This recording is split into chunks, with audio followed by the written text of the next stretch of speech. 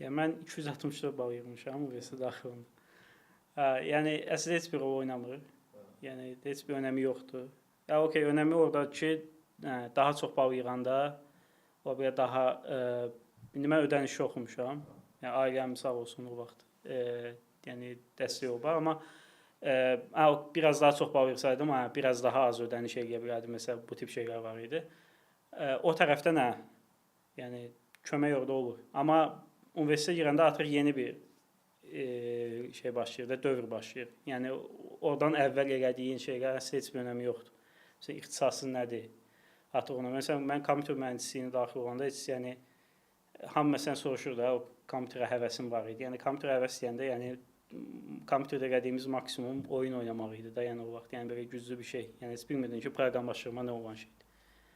Girəndən sonra gördüm ki, həm də o vaxt məndə biraz şey var idi.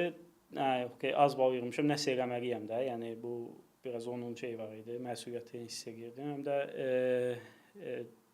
ixtisas maraqlı gəldi. Məsələn, əvvəl dedim ki, bunu necə öyrənmək var? Proqramlaşdırmaq üçün kodlar, neçə yüz sətir, bu necə işləyir? Çox qəlizdir də, yəni